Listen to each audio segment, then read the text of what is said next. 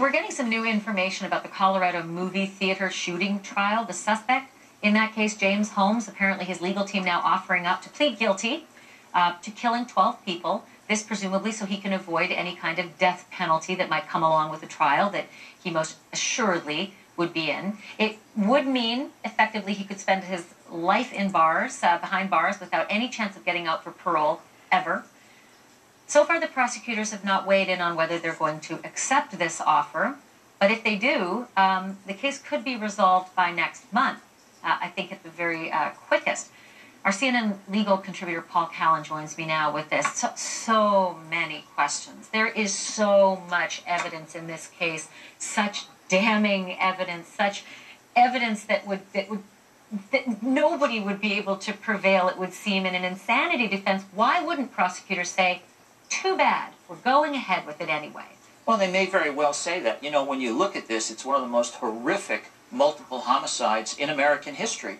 What Holmes did was he meticulously planned this. He had diagrams of the theater. He entered the theater wearing body armor.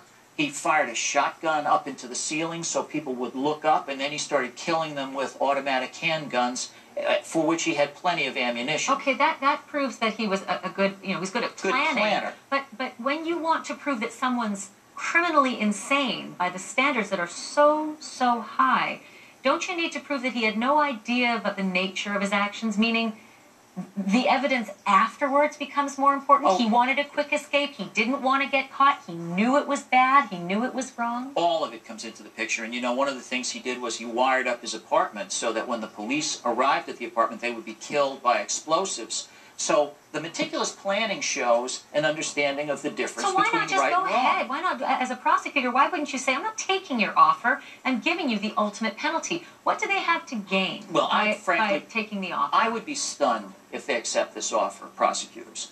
I think that prosecutors can prove that he's sane, even under this difficult, sanity law in Colorado. It's backwards there. They have to prove he's sane, as opposed to he has to prove he's insane, criminally insane. That's right. And they throw in another little thing in Colorado. You can do impulsive, irresistible impulse can be used as a part of the insanity defense. A lot of other states don't allow it. Can I just ask you, if the family members involved here, not just of the dead, but of the injured, if they've had enough, if they don't want to go through a death penalty trial, if they don't want to be hauled up onto the stand or see other people hauled up on the stand, or God forbid see him up on the stand gloating or maybe wearing a t-shirt saying killer on it.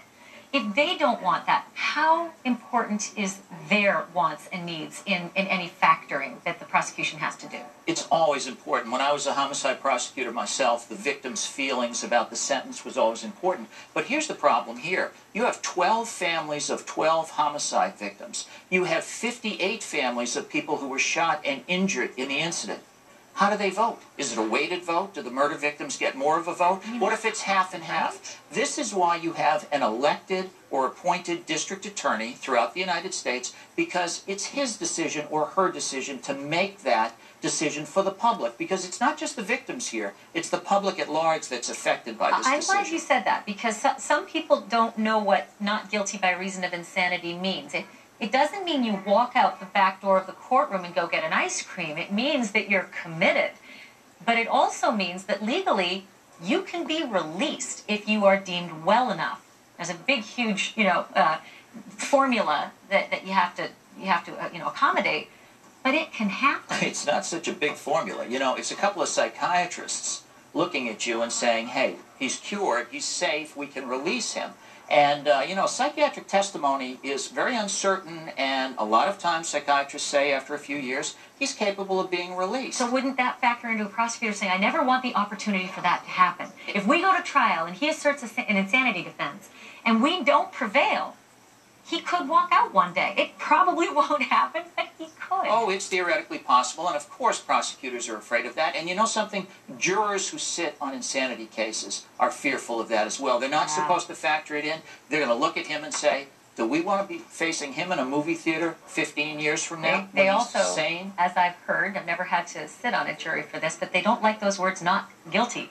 Well. They don't see the by reason of insanity so strongly as the not guilty. Especially with 12 victims and 58 people seriously injured. We did a segment with Christine Romans this week about the cost of what it costs to actually go through a death penalty case, and then all of the subsequent appeals, housing that person until he or she is executed.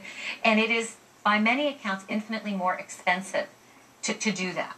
Is that something a prosecutor will actually look at in making this determination? Absolutely not. Absolutely they not? They will not look at that at all. Well, I've heard that it can cost up to $30 million for some kinds of inmates. Not everybody. I think the average is around $3 million. I've never heard a figure that high, but I think it's well established that you spend more defending a death penalty case through its course than incarcerating a defendant. But I don't think the prosecutor's looking at that. You see that little window in the bottom of our screen where the president is? I just want to divert attention away from you for a moment just so that I can go into the